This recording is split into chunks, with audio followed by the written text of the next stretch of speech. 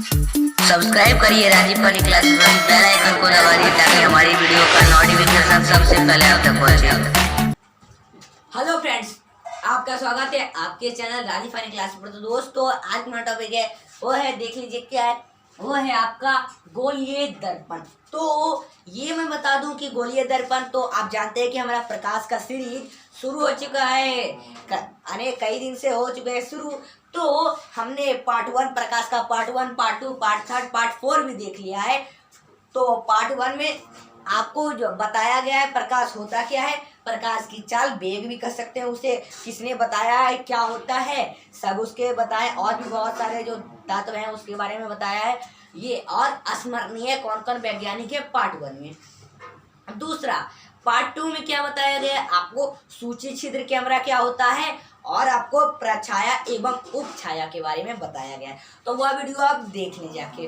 तो अब थर्ड में आपको क्या बताया गया, तीसरा पार्ट में ये बताया गया है प्रकाश का परावर्तन। क्या बताया गया है, प्रकाश का परावर्तन बताया गया थर्ड पार्ट में, तो वो भी देख ले। और पार्ट 4 जो आ जाता है वो है आपका जो दर्पण से ही जुड़ा है, दर्पण। तो दर्पण से हमने कल ही स्टार्ट कर दिया था, प्रकाश का ही टॉपिक है ये, प्रकाश का ही है। तो हमने दर्पण स्टार्ट कर दिया था, तो उसमें सीखा था समतल दर्पण होता क्या है, ठीक है। तो वह वीडियो आप चारों पार्ट देख लीजिए प्रकाश का, तो उसका लिंक आपको डिस्क्रिप्शन में मिल जाएगा। तो आज का जो टॉपिक है वो है प्रकाश लाइट पार्ट 5, जिसमें गोलीय दर्पण के बारे में देखेंगे। ये होता क्या है, इसके कितने प्रकार हैं, और जो उनके प्रकार है उनके कैसे प्रतिबिंब बनते हैं स्थिति में, कैसे कैसे बनाए जाते हैं, ठीक है। और फॉर्मूले भी देखेंगे इसमें, जो आपको याद रखना बहुत ही इम्पोर्टेंट है। चलिए, तो हमने ये बता दिया। अब तो अगर आपको यह सीखना है तो इस वीडियो को लाइक करिए, शेयर करिए, और चैनल पर नया चैनल को करिए सब्सक्राइब, बेल आइकन को दबा दी ताकि हमारी वीडियो का नोटिफिकेशन सबसे पहले आप तक पहुंचे। तो चलिए स्टार्ट करते हैं आपका गोलीय दर्पण प्रकाश लाइट पार्ट 5 की क्लास। तो देखिए क्या है गोलीय दर्पण, तो हमको गोलीय दर्पण इसमें पता करना है, ठीक है। क्या है गोलीय दर्पण, तो देख लीजिए, मैं यहाँ पर लिख दिया गोलीय दर्पण। गोलीय दर्पण इसे हम अंग्रेजी में, इंग्लिश में स्फेरिकल मिरर कहते हैं, यानी दर्पण यानी होता ही है मिरर। तो गोलीय दर्पण, गोलीय यानी हो गया स्फेरिकल, तो स्फेरिकल मिरर कहा जाता है इसे, गोलीय दर्पण को इंग्लिश में। अब है किसी गोलाकार, क्या है, किसी गोलाकार तल से बनाए गए दर्पण को गोलीय दर्पण कहते हैं। क्या कहते हैं, किसी गोलाकार तल से बनाए गए दर्पण को गोलीय दर्पण कहते हैं। तो ये आपको पता चल गया। और क्या है, गोलीय खंड के एक तल पर पारे की कलई एवं रेड की ऑक्साइड का लेप किया जाता है तथा दूसरा तल परावर्तक की तरह कार्य करता है, तो इसे ही गोलीय दर्पण कहते हैं। अब हमको ये नहीं पता चलता, गोलीय दर्पण समझा दिया, अब हमको ये नहीं पता चलता कि इसके कितने प्रकार हैं। ये मुश्किल है कि गोलीय दर्पण के कितने प्रकार हैं। आप जानते हैं गोलीय दर्पण के 2 प्रकार हैं, कितने, 2 प्रकार हैं। तो वह कौन कौन आ जाते हैं, चलिए उनका नाम लिखते हैं। तो फर्स्ट तो आपको आ जाता है उत्तल दर्पण, लिख लेता हूं आपका जो गोलीय दर्पण का, जो लिख लेते हैं यहाँ पर गोलीय दर्पण, दर्पण, चलिए, यानी गोलीय दर्पण यानी समझते हैं ना, स्फेरिकल मिरर। तो गोलीय दर्पण का 2 प्रकार है, 2, 1 और ये आपका 2 आ जाते हैं। तो एक आपका आ जाता है उत्तल दर्पण, क्या आ जाता है, उत्तल दर्पण, फर्स्ट यही ना आ जाता है, हाँ यही आ जाता है। चलिए, तो हम लिख लेते हैं उत्तल दर्पण, तो हमने लिख लिया उत्तल दर्पण। और जो दूसरा आपका जो आ जाता है वो आ जाता है अवतल दर्पण। तो यहाँ पर लिखेंगे अवतल, एक उत्तल दर्पण और एक अवतल दर्पण। तो यही है ना, हाँ आप 10th या 12, 10 to 12 क्लास में कोई किसी में भी है, 10 to 12 क्लास, तो आपको तो याद रखना बहुत ही इम्पोर्टेंट है, क्योंकि ये 10 to 12 क्लास का ही सब्जेक्ट है जो मैं बता रहा हूँ, आपको पढ़ा रहा हूँ। तो यही, यानी गोलीय दर्पण के 2 प्रकार है, उत्तल दर्पण एवं अवतल दर्पण। तो अब हमको ये नहीं पता चलता उत्तल दर्पण है क्या और ये अवतल दर्पण है क्या। तो इन दोनों को समझने के लिए हमको वीडियो का आगे बढ़ाना पड़ेगा। तो हम लिखेंगे उत्तल दर्पण तथा अवतल दर्पण, लिख लेंगे बोर्ड पर। उसके बाद इनके कुछ फॉर्मूले हैं, दोनों के मिला के कुछ फॉर्मूले हैं वो बताऊंगा, और इनके कैसे प्रतिबिंब बनते हैं वो बताऊंगा। तो चलिए वीडियो को आगे करते हैं और हम लिखते हैं क्या उत्तल दर्पण होता है एवं क्या अवतल दर्पण होता है। तो चलिए हम लिख लेते हैं बोर्ड पर, उसके बाद आपको अच्छे से समझाता हूँ। चलिए अब हम देखेंगे कि आपको जो बताऊंगा, मैं बताया था कि अब हम गोलीय दर्पण के इसके दो प्रकार देखेंगे। तो इसके दो प्रकार वो कौन कौन हो जाते हैं, तो आप एक्साइटमेंट होंगे पता करने के लिए। तो वो आपका फर्स्ट उत्तल दर्पण, दूसरा अवतल दर्पण। अब आप एक्साइटमेंट होंगे कि ये है क्या, ये है क्या, पता करेंगे इसे कैसे, ये है क्या। तो चलिए देखते हैं। तो फर्स्ट उत्तल दर्पण से स्टार्ट करेंगे। उत्तल दर्पण है क्या, तो और इसका जो बनता है कैसे हम देखेंगे। तो देखिए क्या है उत्तल दर्पण, इसे इंग्लिश में हम कॉन्वेक्स मिरर कहते हैं। क्या, कॉन्वेक्स मिरर कहते हैं। जिस गोलीय दर्पण का परावर्तक सतह उभरा होता है उसे उत्तल दर्पण कहा जाता है। यानी जिस गोलीय दर्पण का परावर्तक सतह जो है वह उभरा होता है उसे उत्तल दर्पण कहा जाता है।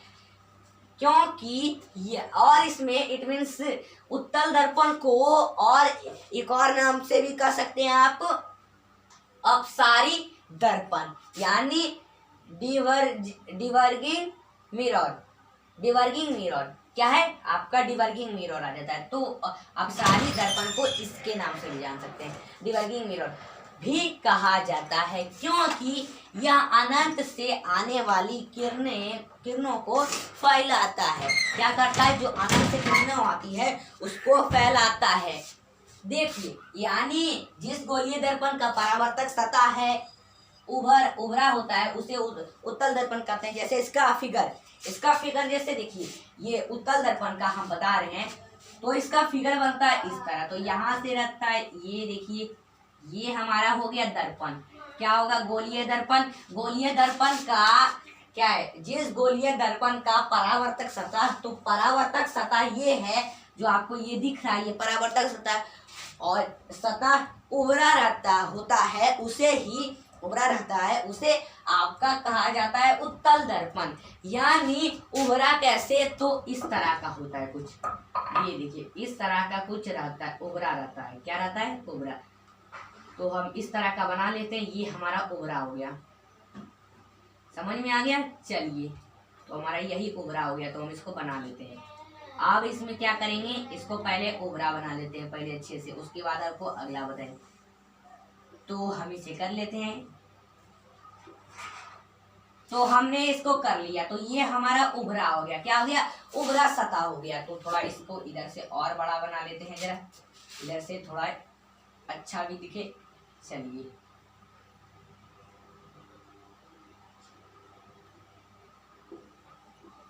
तो हमारा यह उभरा सतह हो गया। तो देख लीजिए, यही हमारा उभरा सतह कहलाता है। यानी जिस गोलीय दर्पण का परावर्तक सतह उभरा होता है उसे ही उत्तल दर्पण यानी कॉन्वेक्स मिरर कहते हैं। तो हमारा ये परावर्तक सतह और इसका परावर्तक सतह उभरा है, उसे ही क्या कहते हैं, उत्तल दर्पण यानी कॉन्वेक्स मिरर, और इसे एक और नाम से अपसारी दर्पण भी कहते हैं। तो आप इसे लिख सकते हैं, यानी इसे डिवर्गिंग मिरर भी कहते हैं, कहा जाता है, क्योंकि यह अनंत से आने वाली किरणों को फैलाता है। जो अनंत से किरणें आती है वह किरणों को यह फैलाता है। तो यही आपका क्या कहलाता है, उत्तल दर्पण कहलाता है। अब दूसरा पार्ट, इसका जो दूसरा बात आ जाता है गोलीय दर्पण का, वो है दूसरा पार्ट, वो अवतल दर्पण। तो इसे हम इंग्लिश में कॉनकेव मिरर भी कहते हैं। कॉनकेव मिरर आप याद रख सकते हैं, लिख लीजिए ये उत्तल दर्पण। तो हम आपको अब अवतल दर्पण बताने जा रहे हैं। अवतल दर्पण यानी कॉनकेव मिरर, जिस गोलीय दर्पण का परावर्तक तल धंसा रहता है उसे अवतल कहते हैं, यानी अवतल दर्पण कहते हैं। तो इसमें आपको समझाता हूं। तो देखिए यानी कि इसमें जो जिसका तल धंसा रहता है उसे अवतल दर्पण कहते हैं। क्या कहते हैं? अवतल कहते हैं। तो अवतल लिख दिया, दर्पण इधर लिख देते हैं दर्पण, जरा चलिए भूल गए थे दर्पण। तो उसे अवतल दर्पण कहते हैं। क्या कहते हैं? उसे अवतल दर्पण कहते हैं। यानी जिस गोलीय दर्पण का परावर्तक तल धंसा रहता है उसे क्या कहते हैं? धंसा रहता है, उसे अवतल दर्पण कहते हैं। यानी धंसा यानी गोलीय दर्पण, तो हमारा गोलीय दर्पण हो गया इस तरह का, ये इस तरह का गोलीय दर्पण हो गया ना। अब यह धंसा है तो इसका उभरा जो धंसा रहता है वो क्या है? तल धंसा रहता है, यानी तल इसमें हमारा उभरा था तो हमारा इसमें धंसा है, तो इस तरह का तल हमारा इसमें धंसा है, तो हमारा ये तल हो गया, तो ये हमारा धंसा है, यही है ना तल, तो ये धंसा है, तो इस तरह का कुछ होता है। चलिए यानी ये उभरा है और ये धंसा है, तो यही है अवतल दर्पण उत्तल दर्पण में अंतर। तो ये तो आपको समझ में आ गया, यानी ये उभरा रहता है उत्तल दर्पण और ये धंसा रहता है अवतल दर्पण। तो हमने इधर बना लिया है। चलिए तो ये हो गया हमारा, ये उत्तल दर्पण कहलाता है। क्या कहलाता है? उत्तल दर्पण। यानी इसे इंग्लिश में आप कह सकते हैं, क्या कह सकते हैं? ये देखिए यहाँ पर कॉन्वेक्स मिरर, तो हम लिख देते हैं कॉन्वेक्स मिरर। क्या कह सकते हैं? इसे हम कॉन्वेक्स मिरर भी कह सकते हैं। तो आप यह याद रख लीजिए। और इसे यह आपका अवतल दर्पण कहलाता है। क्या कहलाता है? अवतल दर्पण। तो हम यहाँ पर लिख देते हैं अवतल दर्पण। चलिए तो हम यहाँ पर लिख देते हैं अवतल दर्पण। तो ये देखिए लिख दिया। यानी अवतल दर्पण यानी इंग्लिश में इसे हम कॉनकेव मिरर कहते हैं। क्या कहते हैं? इसे हम कॉनकेव मिरर कहते हैं, कॉनकेव मिरर। तो हमने लिख दिया है कॉनकेव मिरर। चलिए तो यही आपका जो हो जाता है दो इसके पार्ट। तो आप इसे याद रख सकते हैं, बहुत ही इंपॉर्टेंट है याद रखना यही दो पार्ट। अब हम इसमें देखेंगे कि इन्हीं का देखेंगे, यही उत्तल दर्पण और अवतल दर्पण का ही वक्रता केंद्र और इसके फॉर्मूला देखेंगे। क्या देखेंगे? वक्रता केंद्र और इसके फॉर्मूला।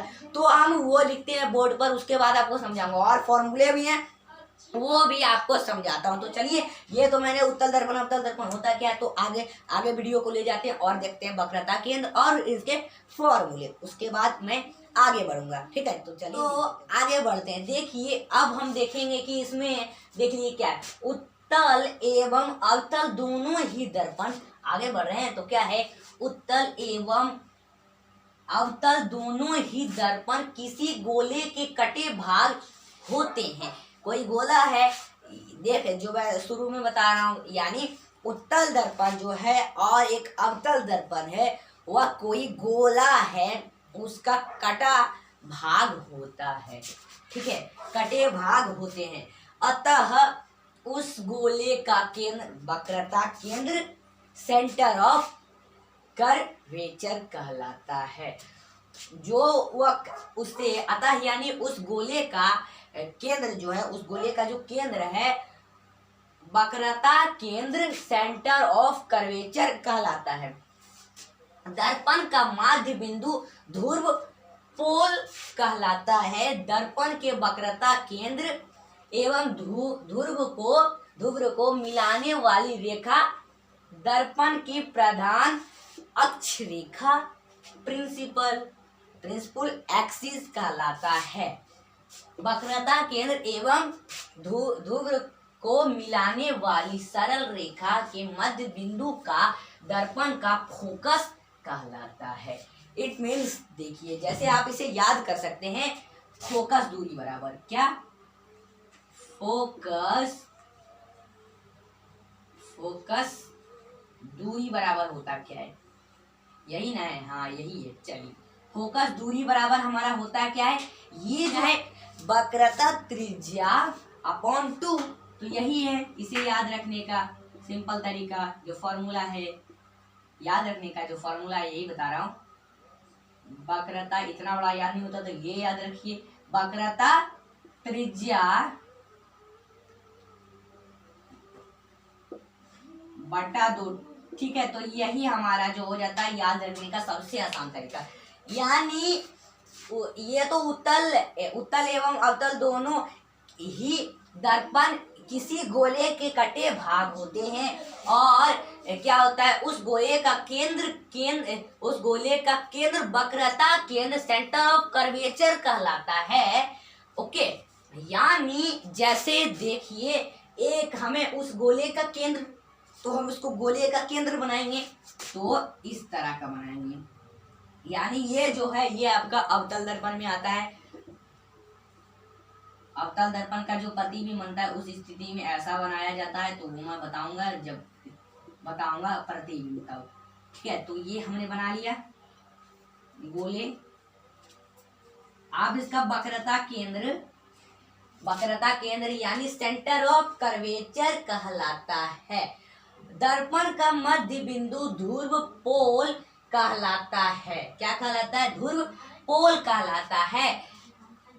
दर्पण के वक्रता केंद्र एक ध्रुव को मिलाने वाली रेखा दर्पण की प्रधान अक्ष रेखा कहलाती है। यानी अक्ष रेखा तो वो क्या है, ये देखिए यहाँ से जो ये लाइन आती है आपकी, ये सीधी लाइन जो ये अक्ष, ये कोई लाइन नहीं, ये आपकी जो अक्ष रेखा कहलाती है। ये दिख रहा है जो ये आपका अक्ष रेखा कहलाती है। क्या कहलाती है? अक्ष रेखा। यहाँ पर लिखा हुआ है अक्ष रेखा कहलाती है। तो हम यही कहते हैं इसे अक्ष रेखा। यानी इसे इंग्लिश में तो आप इसको लिखना क्या है, इसे लिख देना है, बस पी लिख देना है, बस पी लिख के छोड़ देना है, यानी प्रिंसिपल एक्सिस कहलाता है। और क्या है? वक्रता केंद्र एवं ध्रुव को मिलाने वाली सरल रेखा के मध्य बिंदु को दर्पण का फोकस कहते हैं। यानी जो मिलाता है दोनों को, यानी वक्र रेखा हमारा यहाँ पर हो जाता है, तो इसे हम सी कहते हैं। ये इसे हम सी से कर सकते हैं, या ये हम इसे सी कहते हैं। और ये जो आपका दो रेखा को वक्रता केंद्र एवं ध्रुव को मिलाने वाली सरल रेखा बिंदु का दर्पण का फोकस कहलाती है। इट मीन्स ये जो आपका ये वक्रता रेखा और यहाँ पर ये आ जाता है प्रिंसिपल, तो हमारा ये फोकस कहलाया। ये जो एफ हो इसे एफ याद रख सकते हैं। एफ ही होता है, ऐसा ही होता है। तो ये आपका एफ यानी फोकस, आप ऐसे याद रख सकते हैं।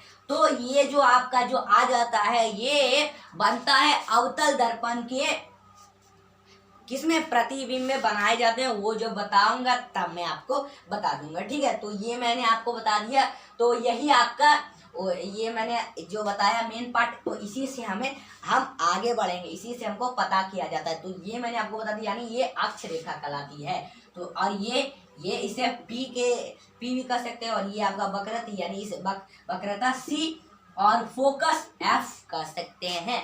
तो हमने ये बता दिया, और इसको याद रख सकते हैं फोकस दूरी बराबर वक्रता त्रिज्या अपॉन 2। तो ये आप याद रख सकते हैं। ठीक है, तो चलिए आगे बढ़ते हैं। आगे मैं आपको बताऊंगा गोलीय दर्पण की फोकस दूरी का सूत्र। गोलीय दर्पण है उसका फोकस दूरी का सूत्र मैं बताऊंगा। ठीक है, आगे तो चलिए वीडियो को आगे करते हैं, उसके बाद आपको फोकस दूरी का सूत्र बताता हूँ। कौन कौन सूत्र है आप इसे याद कर सकते हैं, फोकस दूरी का गोलीय फोकस दूरी का सूत्र। तो चलिए देखते हैं कौन कौन से वह फॉर्मूले हैं। चलिए तो अब हम देखेंगे इसके सूत्र। क्या देखेंगे हम? इसके सूत्र देखेंगे जो है। तो देखिए जो बता दूं आपको सूत्र, ये सूत्र जो है बहुत ही हार्ड है, और यह जो 10 का एग्जाम देते हैं सीबीएसई बोर्ड या बोर्ड से, बिहार बोर्ड से जो भी एग्जाम देते हैं आप, तो उसमें जो आपका आता है ये जो इसका सूत्र आता है प्रकाश का, बहुत ही इंपॉर्टेंट है। क्योंकि यही जो सूत्र है सबसे मेन जो सूत्र है फिजिक्स का ये पार्ट प्रकाश लाइट है, तो इसी का बहुत ही इम्पोर्टेंट जो इसका फॉर्मूला है ये आपको याद रखना बहुत ही जरूरी है, क्योंकि इससे क्वेश्चन 100% आते हैं, आए भी हर बार आते हैं। तो अगर आपको ये पता रहेगा तो एग्जाम चुटकियों में पास कर जाएंगे। तो ये देखिए हम इसके देखेंगे फॉर्मूले। ठीक है, तो देखिए क्या है, तो इसमें गोलीय दर्पण की फोकस दूरी की सूत्र देखेंगे। उत्तल एवं अवतल दोनों ही दर्पणों की फोकस दूरी निम्नलिखित सूत्र से ज्ञात की जाती है। तो हमको इसमें फॉर्मूला लिखना है। तो कौन सा फॉर्मूला है, आइए लिखते हैं। तो इसमें आपको पहले बनाना होगा। तो ये जो फॉर्मूला है ये आपका अवतल दर्पण से आता है। अवतल दर्पण का जो बनने वाला जो आपका प्रतिबिंब स्थिति जो आ जाता है, प्रतिबिंब बनता है, उनमें जो उसका दूसरा स्थिति है, दूसरा जो उसका प्रतिबिंब बनता है, उसी से यह आपका सूत्र जुड़ा है। तो हम देखेंगे कैसा, यानी अवतल दर्पण का ये सूत्र है। तो देखिए आपका जो इसमें रह जाता है ये आपका आ जाता है कुछ इस तरह का रहता है। ये एक यहाँ से आपका पहले ये देखिए ये है अवतल दर्पण बना लेते हैं। तो हम इसमें कलाई भी कर देते हैं। ये कलाई हो गया पॉलिश, ये तो हम इसे कर लेते हैं कलाई। तो देखिए हमने कर लिया है कलाई। तो ये हमारा हो गया ना। चलिए तो इधर थोड़ा सा बढ़ा देते हैं, दोनों एकदम बराबर हो जाए। तो हमने कर दिया, ये हमारा अवतल दर्पण बन गया। ठीक है, क्या बन गया, अवतल दर्पण। तो अब हमको इसमें एक यहाँ से एक कर देना है पॉल। इसका जो पॉल है वो खींचते हैं। तो पहले हम अच्छे से ले लेते हैं स्केल।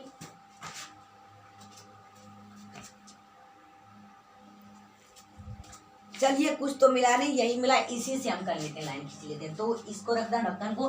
तो देखिए हम यहाँ से एक लाइन खींचेंगे सीधा। तो ये सीधा ही खिंचाएगा, एकदम अच्छे जैसा कर देना है। तो हम खींच लेते हैं। चलिए तो ये लीजिए, हमने खींच रहे हैं हम यहाँ पर दोनों लाइन अच्छे से, दोनों तरफ से पूरा अच्छा से खींच देना है। एक तरफ से हम इधर से खींच देते हैं, इसको बीचों बीच खींच देना है। तो हमारा लाइन ये बनेगा। अब हम इसे अच्छे से कर देते हैं। पहले हो गया। तो अब देखिए, अब हमको इसी में पता करना है। तो ये हमारा जो ये लाइन है ये क्या होता है, पॉल होता है। ये हमारा पॉल होता है, जो शुरुआत में बताया था पॉल क्या होता है, ये हमारा पॉल हो गया। अब इसी में होता है एक वक्रता केंद्र, यानी सेंटर। ये जो मैं बताया था सेंटर ऑफ कर्वेचर, तो वही होगा कर्वेचर। तो हम लिख देते हैं यहाँ पर, ये आपका सेंटर हो जाता है। तो इसे सी, और यहाँ पर होता है आपका फोकस, एफ, फोकस। तो यही होता है ना, हाँ यही होता है। अब इसी से बनता है जो अवतल दर्पण का जो प्रतिबिंब दूसरा स्थिति में बनता है, वो कैसे बनता है। तो देखिए लाइन पहले हम लेने के लिए इसको ढक्कन को रखते हैं। तो आपका यहाँ से बनता है, इधर लास्ट पॉइंट से यहाँ से आके यहाँ तक बनता है। इधर से एक ये हमारा वस्तु हो गया। अब यहाँ से इधर से बन जाता है। तो हम यहाँ पर लाइन सीधे खींच देंगे। तो हम खींच रहे हैं यहाँ पर, चलिए ठीक है। तो हम यहाँ पर लाइन खींच देते हैं। अब अच्छे तरह से हो गया। तो अब देखिए ये गिर गया है, थोड़ा इसे उठा लेते हैं। तो देखिए ये हमारा हो गया लाइन। तो हमने ये खींच दिया, यानी ये हमारा हो जाता है वस्तु। तो ये कोई है वस्तु, ये कोई वस्तु है। ठीक है, तो इसी से हमको पता करना है ये कोई वस्तु है। तो ये कितना पर है, ये थोड़ा लाइन बड़ा है, तो आप इसे बड़ा कर लिए। अब ये क्या है, अब इसे हम मान लेते हैं, इधर मान लेते हैं ए, और ये हम मान लेते हैं बी। ठीक है, ए बी हो गया इसका। तो हमारा ये वस्तु हो गया। अब ये बन गया इसी जैसा प्रतिबिंब जैसे बनता है उसे। अब इधर से वो देख लीजिए, ये जो इधर से ये देखिए, ये जो आपका आ जाता है, ये यहाँ से गया, ये जो वस्तु है यहाँ से फोकस होके इधर से गया। अब ये जो दर्पण में टकरा कर यहाँ एफ से होकर फोकस से होकर इधर आता है, टकरा कर। तो हम यहाँ से टकरा कर इधर से बना देते हैं। यहाँ से टकरा कर आ गया, इधर क्या आ गया, ये देखिए एफ फोकस से टकरा कर इधर आ गया। तो हम इधर से बना देते हैं, टकरा कर जरा सा आ गया है, तो इधर से टकरा कर बना देंगे, इधर से एक लाइन बना देते हैं। तो हमारा ये फोकस दूरी टकरा कर इधर से आया। तो हमने ये बना दिया ना, तो हमारा यही हो गया। तो इधर से गया ये वस्तु का प्रकाश। अब इधर से ये इधर से यहाँ पर फोकस किया दर्पण पर, दर्पण से टकरा कर फोकस से होते हुए इधर आ गया। ओके, अब एक इधर से भी टकरा कर आता है, एक इधर से भी आता है। ये आपका यहाँ से बनता है, तो हम यहाँ से बना लेते हैं। क्या बनाते हैं, ये हमारा सी से होकर जाता है, सी यानी सेंटर से होके जाता है, वक्रता से होता है, वक्रता केंद्र से। तो हमने यहाँ पर बना दिया। तो ये देखिए बन गया है। चलिए तो इसे हम थोड़ा रख देते हैं। तो हमारा ये हो गया ना, बन गया ना। तो अब इसमें हमको कुछ नंबर लिए। देखिए पहले ये बता दूं, ये आपका m हो जाता है M1, इसे याद रख सकते हैं M1, और ये हमारा M2, ठीक है। और यहाँ पर एक ये रेखा होती है, ये क्या होती है, देखिए ये जो आपको दिख रही है, ये हमारा काल्पनिक रेखा होती है। तो हम इसे n लिख देते हैं, n, ये n हो गया, ओके। और जो यहाँ पर जो टकरा के बनती है यहाँ पर, तो ये हमारा क्या बनती है, ये हमारा प्रतिबिंब बनती है। यहाँ पर जो है ये हमारा प्रतिबिंब बनती है। क्या बनती है, प्रतिबिंब। तो आपको पता चल गया। तो हम इसे हम बी क्या कहते हैं, बी डैश कहते हैं, और इसे हम ए डैश कहते हैं। इट मीन्स बी डैश और ए डैश है, यानी माइनस में ए को माइनस कर दीजिए, बी को माइनस कर दीजिए, इसे हम ए डैश बी डैश कर देते हैं। तो ये हमारा ए बी डैश और ये हमारा ए डैश में, क्योंकि उल्टा है, प्रतिबिंब उल्टा बना, टकरा कर आया जो उल्टा बना, तो हमारा ए इधर आ गया और ये बी इधर, बी डैश उधर आ गया। तो हमने ये कर दिया। अब इसमें करना क्या है कि इसमें फोकस करना है। और जो ये आपको जो दिख रहा है ये वाला लाइन काल्पनिक रेखा हो गया, तो हमको फोकस, तो ये इधर से गया, फोकस करते हुए गया ना। अब ये यहाँ से गया इधर होते हुए, और फिर इधर से आ गया, इधर से यहाँ से दर्पण से टकरा कर आपका इधर चला गया। अब एक इधर से टकरा कर गया, क्या गया, एक इधर से, और फिर यहीं से घूम के चला गया, फिर यहीं से घूम के चला गया, ठीक है। तो हमने इधर थोड़ा इसको बढ़ा देते हैं, क्योंकि ये दर्पण से टकरा कर गया है, तो हम इधर लिख देते हैं, ये देखिए। तो हमने इसको कर दिया, यानी इधर भी थोड़ा बढ़ा देते हैं कि दोनों एकदम अच्छे से दिखे। चलिए तो कर दिया, यानी दोनों एक टकरा कर गया। इधर से भी ये इस पर आया, तो इधर से टकरा कर फिर से चल गया, यानी इधर से आया फोकस सी से होते हुए, सेंटर वक्रता से होते हुए, फिर से यहीं से टकरा कर फिर उधर चल गया। तो हमने कर दिया लाइन। तो ये हो गया। अब ये प्रोसेसिंग समझ गए होंगे, बहुत अच्छी बात है, आप तो समझ गए होंगे इसके। अब इसी में हम देखेंगे, तो इसमें देखेंगे वस्तु की दर्पण से दूरी। लिखता हूं यहाँ पर, वस्तु की दर्पण से दूरी, वस्तु की दर्पण से दूरी, तो हम लिख लेते हैं से दूरी। तो यही हो गया है हमारा वस्तु से दर्पण की दूरी। तो ये आ जाता है आपका, जो बता रहा हूं, पी बी बराबर यू।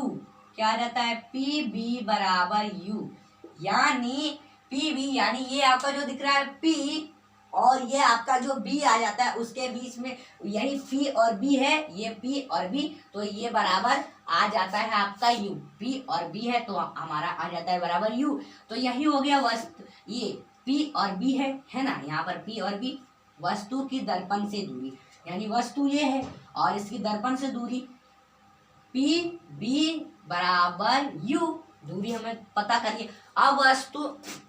अब देखेंगे प्रतिबिंब से वस्तु की, हम इसमें दूरी देखेंगे, ठीक है। प्रतिबिंब से वस्तु की दूरी, तो हम यहाँ पर लिख देते हैं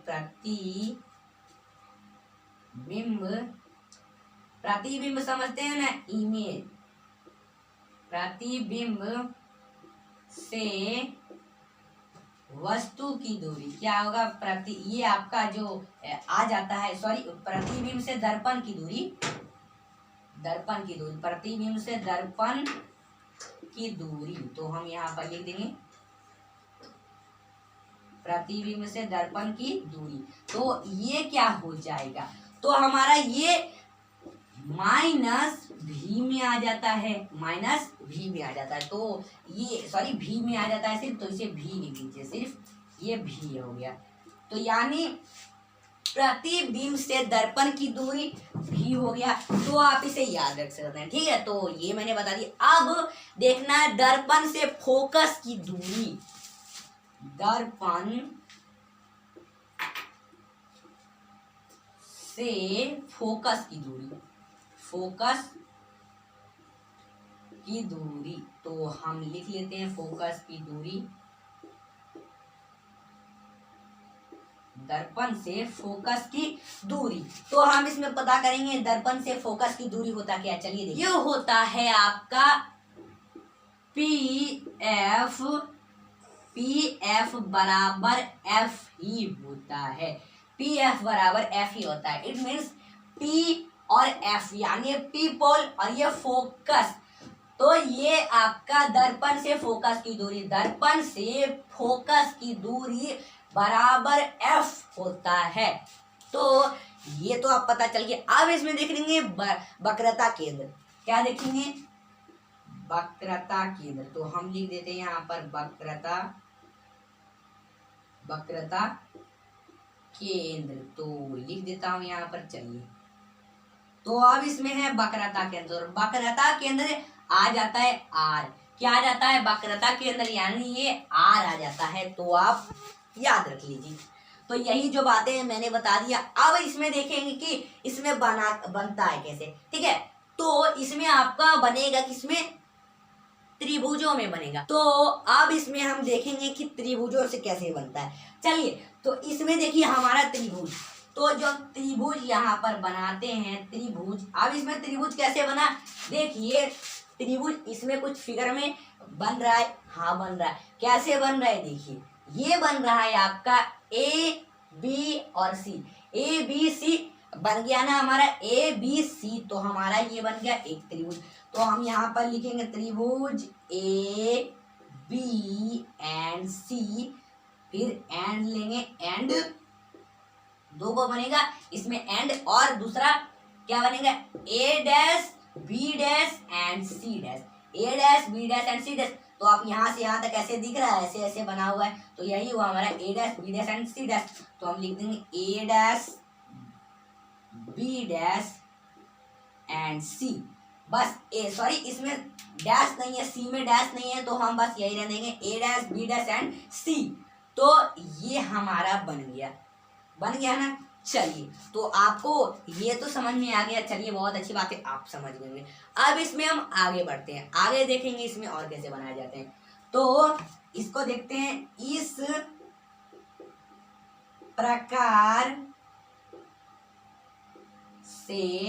प्रकार से ए बी और ये आपका जो आ जाता है ए बी एफ एंड त्रिभुज एम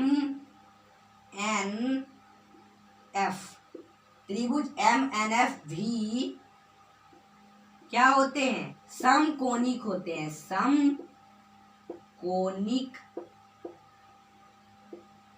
समरूप होते हैं। समरूप होते हैं। तो यही हो गया हमारा समरूप है। यानी इस प्रकार से ए बी एफ एन त्रिभुज एम एन एफ भी समकोणिक समरूप हैं।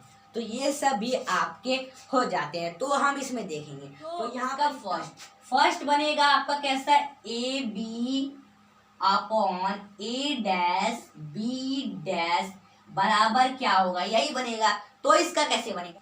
C B upon B dash C. तो हमारा ये एक बन गया, एक समीकरण बन गया, हमारा एक समीकरण बन गया। तो यही आपका समकोणिक समरूप। तो हमारा एक समीकरण बन गया। अब इसमें दूसरा क्या आपका? दूसरा M N upon A dash B dash बराबर क्या होता है? हमको इसको पता करना है। तो ये दूसरा है, तो दूसरा कैसे? तो ये बनेगा N F upon N B dash upon F B dash. हमारा ऐसा ही बनेगा।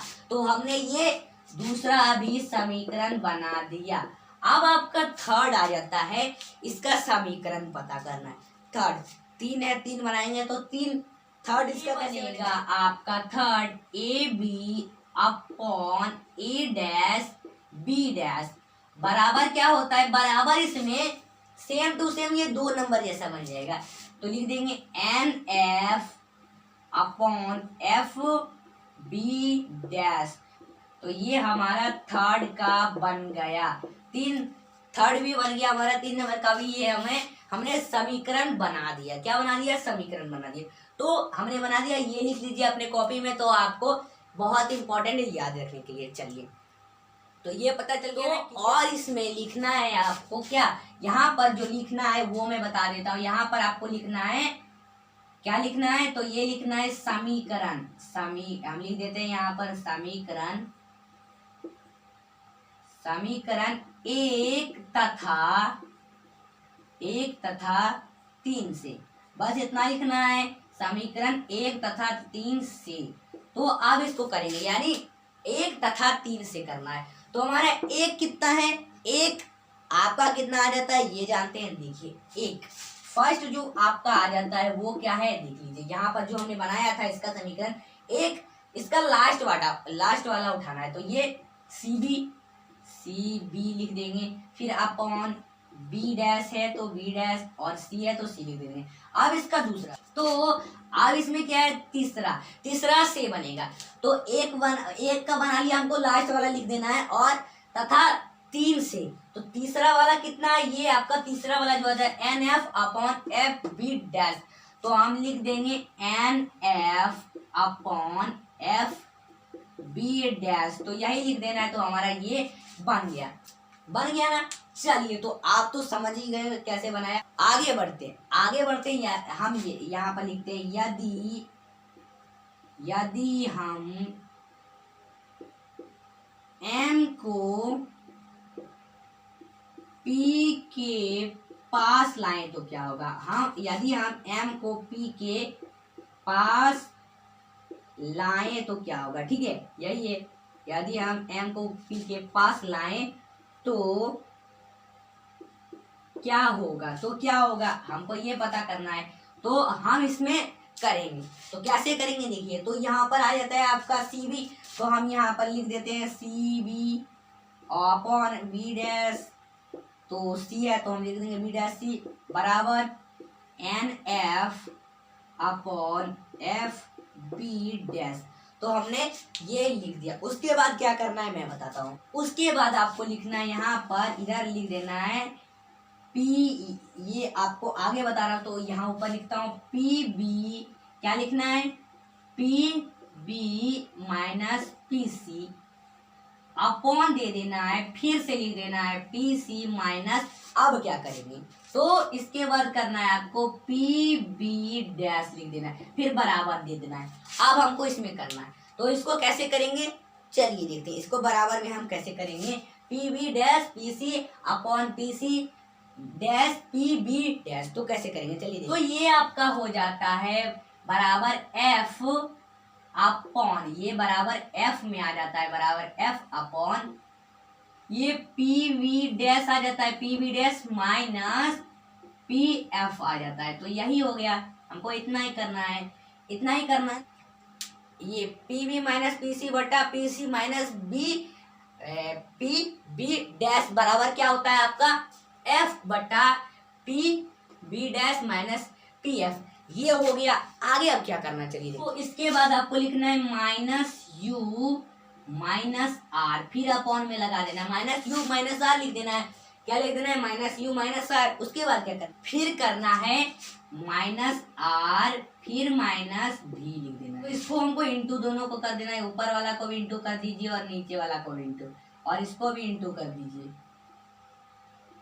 ठीक है, और ये आपका जो बीच में आ जाता है इसको इधर लिख देते हैं U, और ये बीच में डैश लगा दीजिए। तो आपका आ जाता है माइनस U इंटू माइनस, ये minus U into minus minus R into बट्टा minus R into minus minus V into, फिर बराबर दे देना है। तो बराबर में हमको पता करना है क्या होगा। चलिए देखते हैं। बहुत ही हार्ड है ये आपका, जो इसका फॉर्मूला बहुत ही हार्ड है। तो ये आपको कैसे करेंगे मैं पूरा बता रहा हूँ कैसे कैसे करना है। तो चलिए देखते हैं। तो बहुत ही बड़ा है, बहुत ही हार्ड है। आपके क्वेश्चन में 100% में आ सकते हैं 10th के क्लास के स्टूडेंट के लिए। तो मैंने आपको बता दिया। चलिए, तो आपको यहाँ पर लिख देना है F, ऊपर जैसे लिखा तो वैसे लिख देना है F बटा, यहाँ पर लिख देना है आपको माइनस V इंटू कर देना है, फिर लिख देना है माइनस R, तो सॉरी यहाँ पर माइनस V और माइनस F कर देना है, बस यही कर देना है। माइनस बी और माइनस एफ। तो अब ये आपका हो गया क्या है, minus B into minus minus R into upon minus R into minus minus B into बराबर क्या होगा, तो ये आ जाता है F upon minus B into minus F into. तो हमारा निकल गया इसका भी।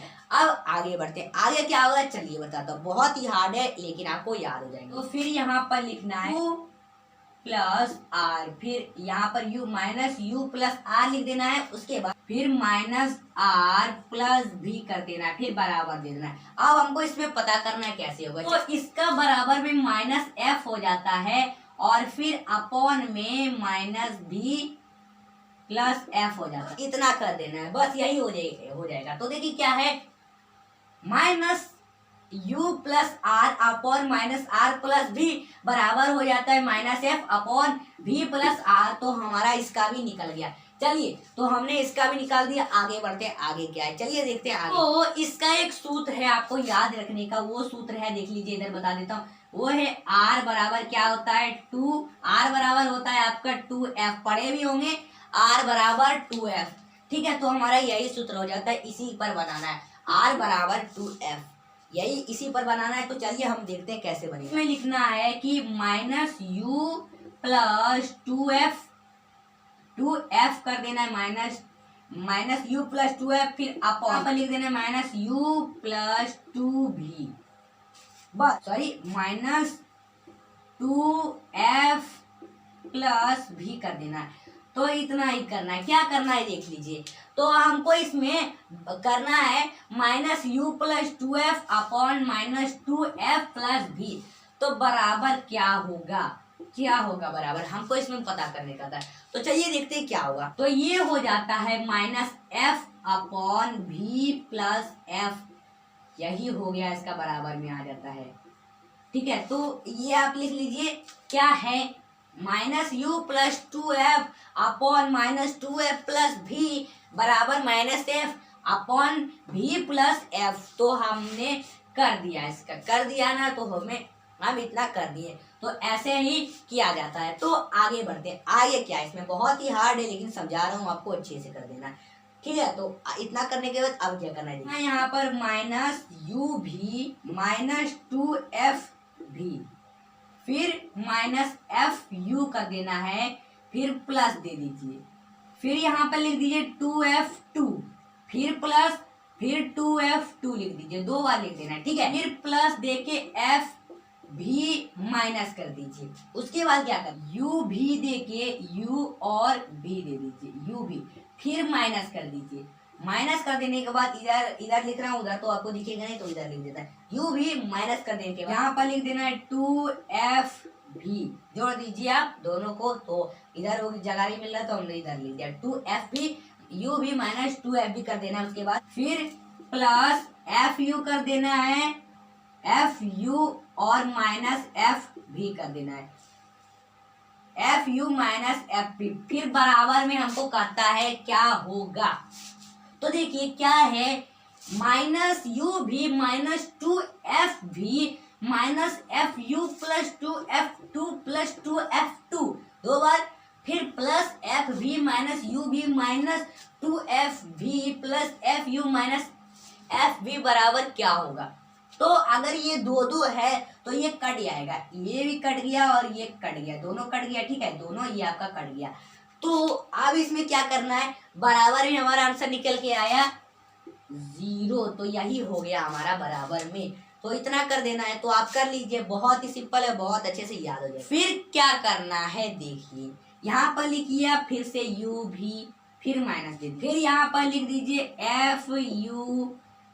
एफ यू लिख दीजिए, फिर माइनस एफ भी कर दीजिए, फिर बराबर में यहाँ पर एफ भी कर दीजिए और यहाँ पर एफ यू कर दीजिए, अब बराबर में दे दीजिए। यानी देखिए क्या है, माइनस यू भी है।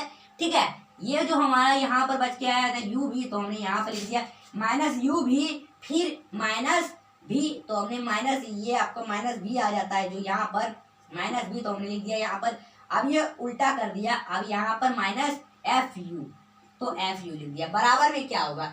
तो हमको कहता है बराबर में निकालने, तो बराबर में बहुत ही सिंपल है, जितना इसका आंसर आया था तो इसका भी उतना ही आएगा, यानी 0 आ गया बराबर में, यानी minus U B minus F V minus F U बराबर 0 हो जाता है। तो हमने इतना कर दिया, आपको इतना कर देना, बहुत ही सिंपल है, बहुत सिंपल सा हो जाएगा। ठीक है, चलिए, बहुत ही बड़ा है, ये याद रख लीजिए, आपका पूरा क्वेश्चन ऐसे ही बन जाएगा आपका। इसका जो मैं बता रहा हूँ आपको, इसका सूत्र, गोलीय दर्पण की फोकस दूरी का सूत्र बहुत ही सिंपल है। चलिए, तो हमने ये बता दिया ना, बहुत अच्छी बात है, आप समझ लें।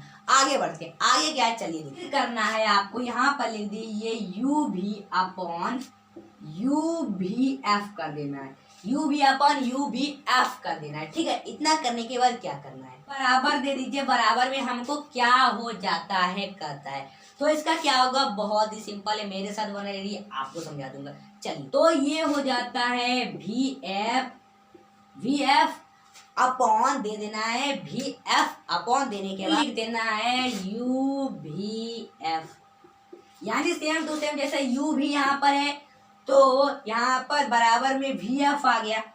अब यहाँ पर यू भी एफ है तो यहाँ पर सेम टू सेम लिख देना है यू भी एफ, तो हमारा ये हो गया। फिर कर देना है यहाँ पर प्लस, फिर लिख दीजिए यू एफ, जैसे यहाँ पर हमने यू भी किया ना, तो हमने यू भी लिख दिया। अब यहाँ पर आया था एफ भी है तो इसका उल्टा लिखा गया, जैसे इसमें उल्टा लिखाया था तब इसमें भी उल्टा लिखाया, यानी वी एफ लिखा गया, वी एफ लिखा गया।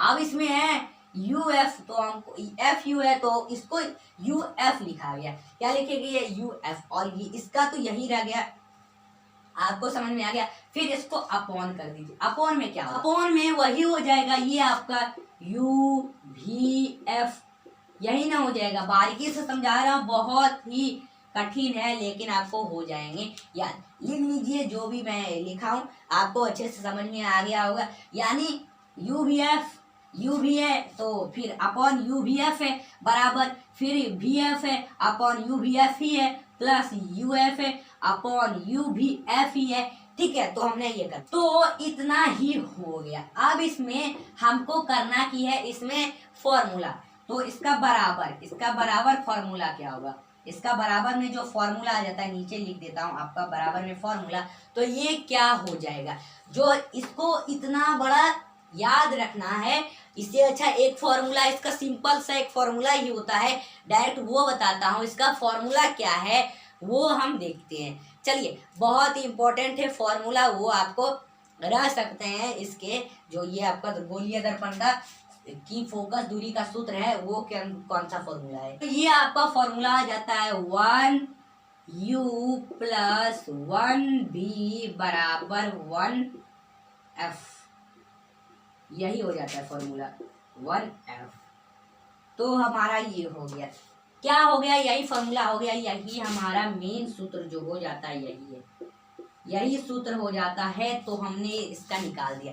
बहुत ही इंपॉर्टेंट है ये सूत्र, यही सबसे मेन सूत्र है इसका, यही मेन सूत्र है, लेकिन इसको हमको समझना पड़ता है, इतने बड़े डिटेल से समझना पड़ता है, तो जो मैंने आपको यहाँ पर लिखा आपको समझना ही होगा, तब आपका कंपटीशन फेज हो पाएगा।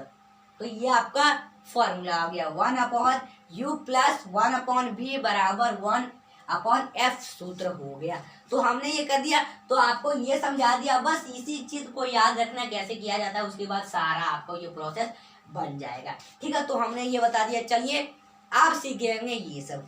अब देखते हैं कि जो प्रकाश लाइट, इसका देखेंगे कि अवतल दर्पण, उसका हम देखेंगे अवतल दर्पण में कैसे बनाए जाते हैं, कैसे इसका उपयोग होता है, कैसे इसके प्रतिबिंब बनते हैं, कैसे बनते हैं। ठीक है, और अवतल और उत्तल दर्पण का भी हम दोनों का देखते हैं। तो चलिए, बोर्ड को मिटाता हूँ, उसके बाद आपको बताऊंगा वो सभी। चलिए देख लेते हैं वो सब कौन कौन। तो अब हम देखेंगे इसमें क्या देखेंगे, देखिए उत्तल दर्पण का हम देखेंगे इसमें कैसे प्रतिबिंब बनाया जाता है। ठीक है, और भी बाद में बताऊंगा, इसके बाद बताऊंगा कि उत्तल दर्पण का प्रयोग कहाँ होता है। ठीक है, तो पहले इसमें देखेंगे उत्तल दर्पण का कि इसमें प्रतिबिंब कैसे बनता है। तो इसका एक ही स्थिति में बनता है, वो कौन सा एक ही स्थिति बनता है, एक ही प्रतिबिंब इसका बनता है, वो कौन। देखिए, उत्तल दर्पण में किसी वस्तु का प्रतिबिंब सदैव दर्पण के पीछे उसके ध्रुव और फोकस के बीच वस्तु से छोटा एवं आभासी बनता है।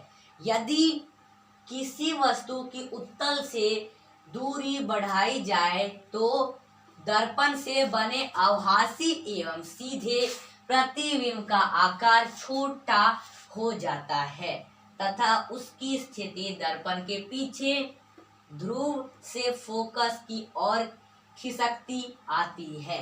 इट मीन्स इसमें उत्तल दर्पण में किसी वस्तु का प्रतिबिंब सदैव दर्पण के पीछे बनता है, तो उत्तल दर्पण हम यहाँ पर बनाएंगे उत्तल दर्पण। ये देखिए बना लिया। इसको अब जरा कर देते हैं कलाई, पॉलिश कर देते हैं, उसको कलाई कर देते हैं। चलिए तो ये देखिए दिख रहा है आपको, कर दिए। पहले पूरे में कर देते हैं हम अच्छे से, तब आपका बन जाएगा उत्तल दर्पण। उत्तल दर्पण तो समझा दिया हूँ क्या हो जाता है। अब इसके मैं समझाऊंगा आपको यहाँ पर प्रतिबिंब कैसे बनाया जाता है। तो चलिए हमने कर दिया, ये कर दिया ना, ठीक है, तो कर दिए हैं। तो देखिए कर दिया हमने, तो यही हो गया हमारा। ये थोड़ा अच्छे से कर देता हूँ इधर, ये देखिए तो हमने कर दिया। चलिए थोड़ा अच्छा से कर देते हैं, इधर दिख जाएगा आपको और अच्छे से भी अच्छा भी लगेगा। तो हमने कर दिया है, ये देखिए कर दिया है हमने। तो ये हमारा हो गया उत्तल दर्पण। क्या हो गया हमारा उत्तल दर्पण हो गया ये। अब क्या करता है, उत्तल दर्पण में किसी वस्तु का प्रतिबिंब सदैव दर्पण के पीछे बनता है। इट मीन्स दर्पण के पीछे, यानी ये आगे हुआ और ये पीछे हुआ, तो इसके पीछे बनेगा दर्पण।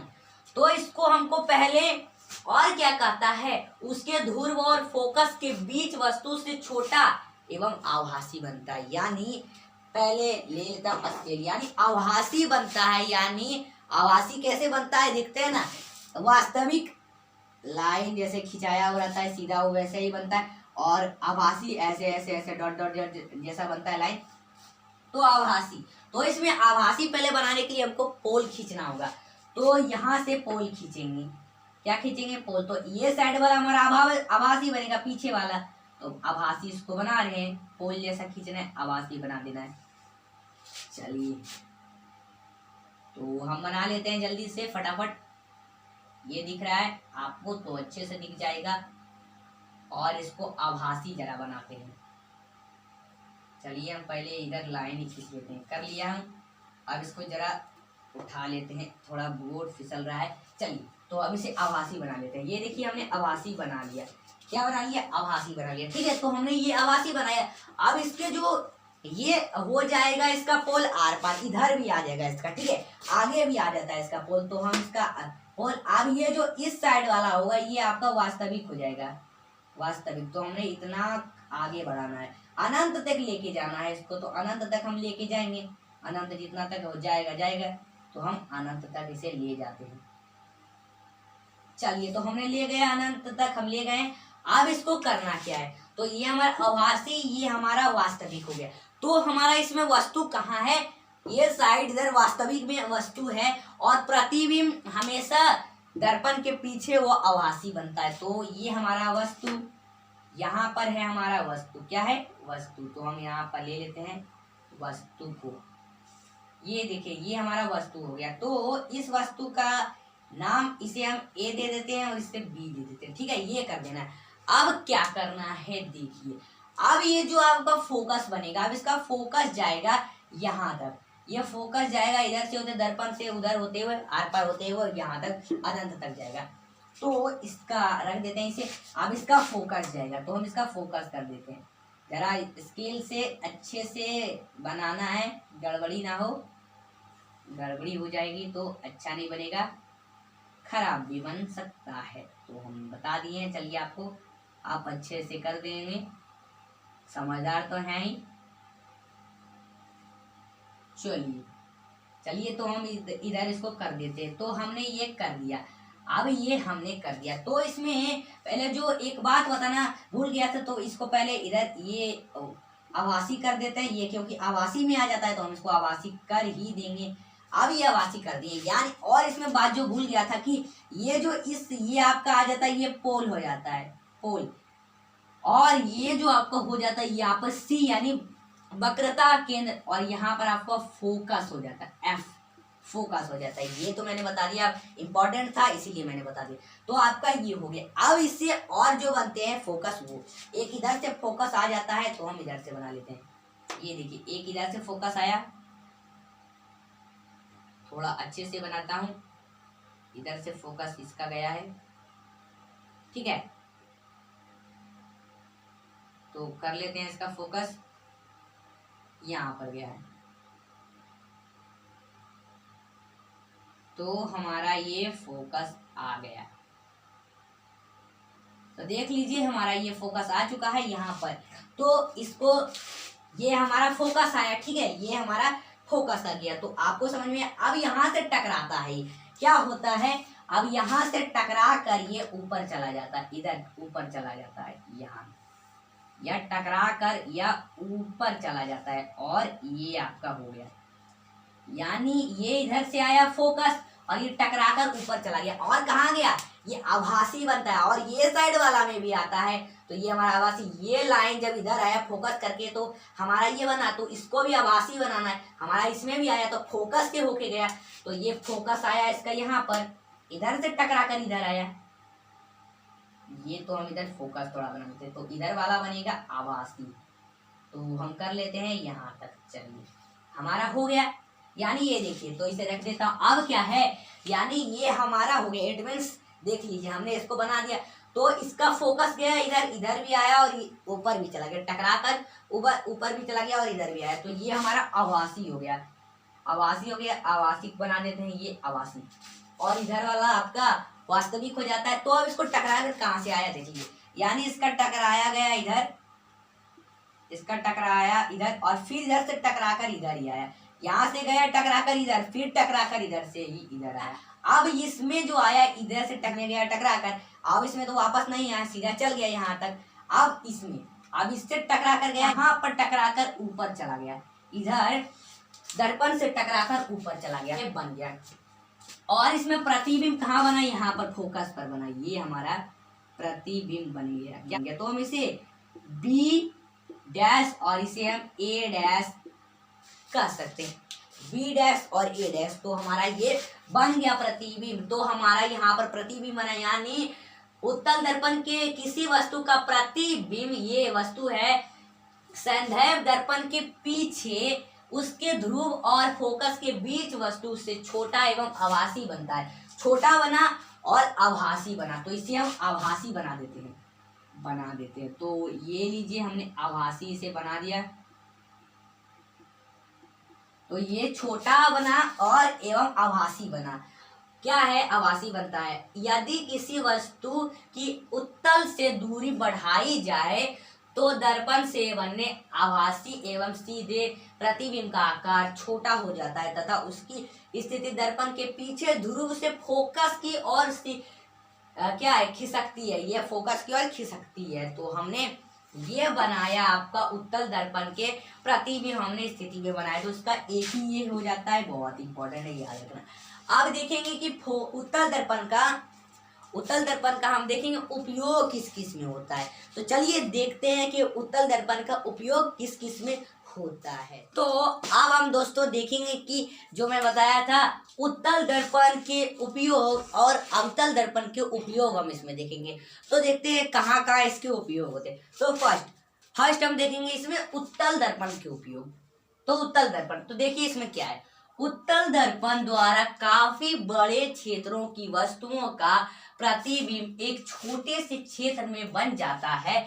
इस प्रकार उत्तल दर्पण का दृष्टि क्षेत्र इसे फील्ड व्यू अधिक होता है, इसलिए इसे ट्रक चालकों या मोटर कारों में चालकों के बगल में पृष्ठ दृश्य दर्पण रियर व्यू मिरर उसे कहते हैं लगाया जाता है। सड़कों में लगे परावर्तक लैंपों में उत्तल दर्पण का प्रयोग किया जाता है।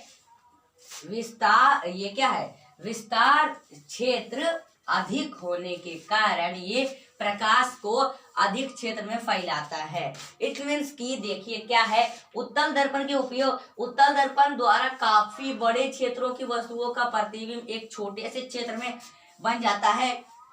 तो इसमें दिया हुआ है कि रियर व्यू मिरर, यानी कोई गाड़ी, जैसे कोई गाड़ी है ना, तो कोई जैसे ट्रक ही हो गया या कोई कार ही हो गया, तो उसके जो देखते हैं ड्राइवर के दोनों अगल बगल दोनों साइड रहता है, दोनों के बगल में एक यहाँ से रहता है और इधर भी एक रहता है।